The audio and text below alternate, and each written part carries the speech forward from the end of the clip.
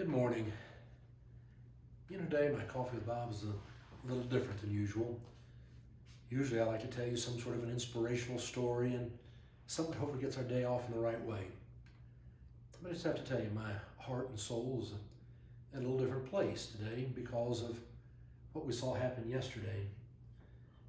What we saw yesterday with the storming of an angry mob on our nation's capital, with people breaking down doors and going into the Senate and House chambers, with ransacking people's desks and going in and occupying their offices, it just really left you in a bad way. And I found myself sad last night and thinking about how fragile democracy is. It really is fragile. It only works because we, the people, agree to play by a set of rules. We call them laws. And because we all play by the same laws, then democracy works. It really is amazing when you go back and think for more than 200 years, every 4 to 8 years, we celebrate a change in power. A time when there is a voluntary and very civil handing over of power to a new administration. And the fact that we have done elections and we do that freely has really been amazing. And to see an angry mob storming the Capitol yesterday, it just made me realize democracy only works when we all agree that we're going to act with a sense of civility and believe in the laws and work with one another. It reminded me so very much of George H.W. Bush. I was a real fan of that president. I felt he brought such a wonderful spirit to the country and who he was as a human being and the way he tried to govern. And we all know about the letter that George Bush left for Bill Clinton when he was defeated. He had served as a president for 4 years. We all knew he was going to win, and then he lost to this young Bill Clinton. But it was George Bush who left him a letter and said, it was on January the 20th, 1993.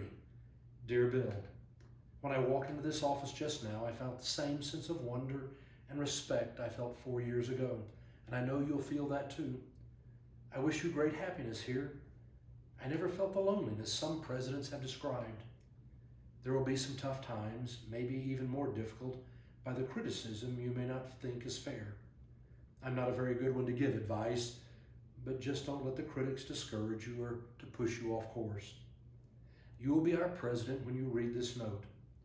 I wish you well. I wish your family well. Your success is now our country's success. I'm rooting hard for you. Good luck, George.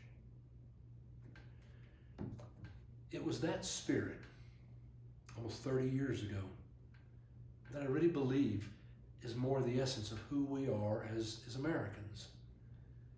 We live in a different world now than we did in 1993. In 2021, it is a different world, a world of social media, a world where anything can be said, a place where you can spread all kinds of ideas of conspiracy theories, where people can say any kind of mean thing they want to say. People can spread lies and everybody believes it. No, we live in a different world because of social media, because of 24-hour news outlets, which really are nothing but political propaganda news stations. If you're conservative, you can find yours. If you're liberal, you can find yours. Some of you younger ones won't remember Walter Cronkite. I do. And it seemed like Walter Cronkite always tried to tell you the way of the world that it is. Without a lot of leaning politically, trying to sell you something, just give me the facts. Those are things we appreciated.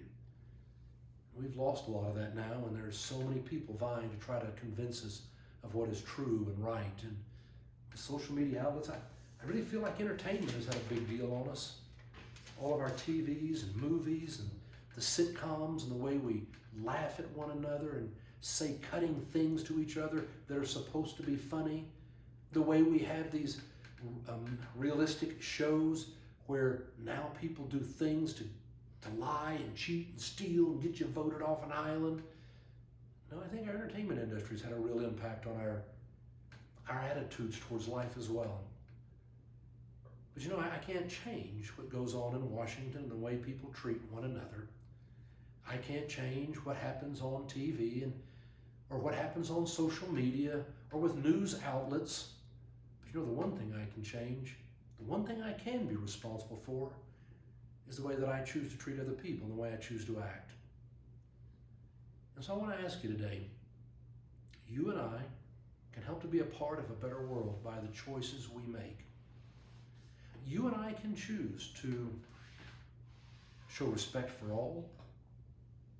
You and I can choose to take seriously listening to those who think differently from us. You and I can choose to be kind.